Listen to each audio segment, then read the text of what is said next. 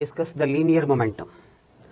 पहले तो हमें ये देखना है कि मोमेंटम जो है असल में ये क्वांटिटी ऑफ द मोशन है। किसी मूविंग ऑब्जेक्ट की ये प्रॉपर्टी है, जो ऑब्जेक्ट रेस्ट पे है उसके लिए मोमेंटम ज़ीरो होता है। ये असल में मूविंग ऑब्जेक्ट की प्रॉपर्टी है, क्वांटिटी ऑफ मोशन है। और अगर आप इसका फार्मूला देखेंगे तो ये आपके पास है असल में product of the mass and velocity. और अगर आपके पास ये मास और वेलोसिटी की प्रोडक्ट है तो रिजल्ट एक वेक्टर है मोमेंटम। तो मोमेंटम जो है उसकी डायरेक्शन किधर होगी, same as the direction of velocity, parallel to velocity. और अगर आप इसके यूनिट्स देखते हैं तो यहाँ से आप देख सकते हैं जी, इसके जो यूनिट्स हैं वो आपके पास किलोग्राम मीटर पर सेकंड, या फिर आप लोग इसको लिखते हैं न्यूटन सेकंड। अब अगर आप मोमेंटम को सेकेंड लॉ की फॉर्म में देखेंगे तो F is equal to M A की वैल्यू लगाएंगे delta V by delta T. तो यहाँ पे आपके पास मोमेंटम का जो रिलेशन आएगा विद द फोर्स वो आएगा rate of the change of momentum is actually the force. ये हमारे पास मोमेंटम के लिए कुछ। और अगर आप मोमेंटम के काइनेटिक एनर्जी के साथ रिलेट करना चाहते हैं तो वहाँ भी आप इसको रिलेट कर सकते हैं। हमारे पास काइनेटिक एनर्जी के लिए अगर आपने इसको रिलेट करना है तो हमारे पास, क्योंकि काइनेटिक एनर्जी का फार्मूला है हाफ mv², आप इस फार्मूले में दोनों तरफ अगर मैथ से मल्टीप्लाई कर देते हैं तो mass into kinetic energy is equal to half m²v²। Mass into velocity momentum है और ऊपर स्क्वायर भी है तो p²।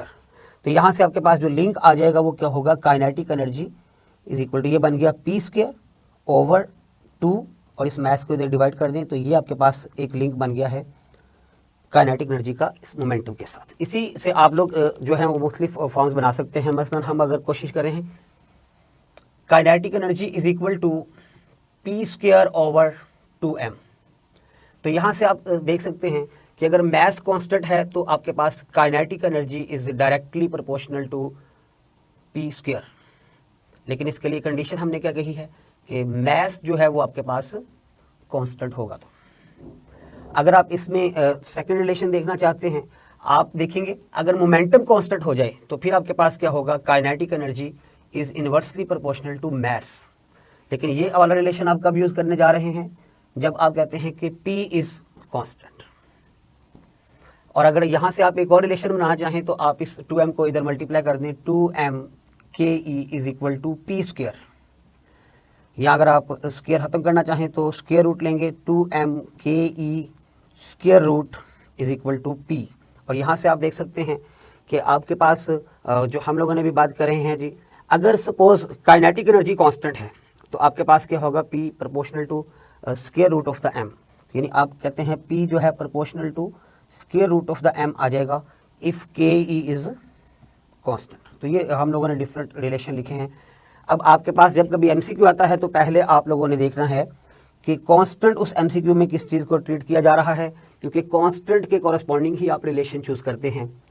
सपोज अगर मैं एक बात करता हूं कि आपके पास एक लोडेड और एक अनलोडेड बस है, यानी एक पैसेंजर्स हैं एक में और एक लोडेड नहीं है, अनलोडेड है। आपके पास एक बस जो है वो लोडेड है और एक अनलोडेड है, दोनों अगर मूव कर रही हैं suppose with the same momentum. अब जब हम कह रहे हैं कि विद द सेम मोमेंटम तो आपके पास ये वाला लिंक यूज होगा। मैं कहता हूं एक लोडेड और एक अनलोडेड बस अगर सेम मोमेंटम से मूव कर रही हैं तो किसकी काइनेटिक एनर्जी जो है वो आपके पास ग्रेटर होगी। तो ये आपको नजर आ रहा है कि अगर मोमेंटम कांस्टेंट है लोडेड और अनलोडेड बस का, हम ये बात कर रहे हैं कि आपके पास एक लोडेड बस है और एक आपके पास है अनलोडेड,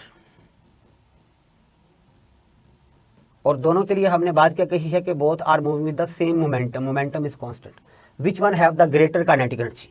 तो ग्रेटर काइनेटिक एनर्जी किसकी होगी, जिसका मास कम है। तो यकीन अनलोडेड जो है उसमें मास कम है, तो आप कहते हैं कि इस केस में क्या होगा, काइनेटिक एनर्जी जो है ऑफ द अनलोडेड बस जो है आपके पास, ये आपके पास क्या होगी, तो आपके पास अनलोडेड बस है जिसका मास कम है, उसकी काइनेटिक एनर्जी ग्रेटर होगी। ये हम कहते हैं जिसकी काइनेटिक एनर्जी ग्रेटर होगी as compare to the kinetic energy of the bus which is loaded, क्योंकि उसका मास ज़्यादा है, उसकी काइनेटिक एनर्जी कम हो जाएगी। इसी को आप चाहें तो इसका डेरिवेटिव इसी से MCQ बन सकता है। अगर आप कहते हैं कि अनलोडेड और लोडेड बस दोनों बसेस जो हैं वो सेम काइनेटिक एनर्जी से मूव कर रही हैं, मूविंग है लेकिन दोनों की काइनेटिक एनर्जी सेम है, अब आपके इसके कहा जाता है विच one have the greater momentum. तो अब आपको पता है कि जब काइनेटिक एनर्जी कांस्टेंट हो तो मोमेंटम जो है वो square root of the mass के साथ डायरेक्टली प्रोपोर्शनल है। अब मास किसका ज़्यादा है, लोडेड वाली बस का मास ज़्यादा है तो उसका मोमेंटम भी क्या होगा, ज़्यादा होगा। तो अब हम कहते हैं कि मोमेंटम ऑफ द आपके पास जो लोडेड बस है वो आपके पास ग्रेटर होगा as compare to the momentum of unloaded bus. तो इसी तरह से हमारे पास ये डिफरेंट क्वेश्चन, जैसे भी इससे हम कहते हैं कि आपको कहा जाता है कि अगर आप किसी ऑब्जेक्ट का मोमेंटम, मूविंग ऑब्जेक्ट का मोमेंटम डबल कर देते हैं तो काइनेटिक एनर्जी कितनी हो जाएगी। तो अगर मोमेंटम को डबल करेंगे तो काइनेटिक एनर्जी 4 टाइम्स हो जाएगी। तो ये डिफरेंट रिलेशन थे आपके मोमेंटम के।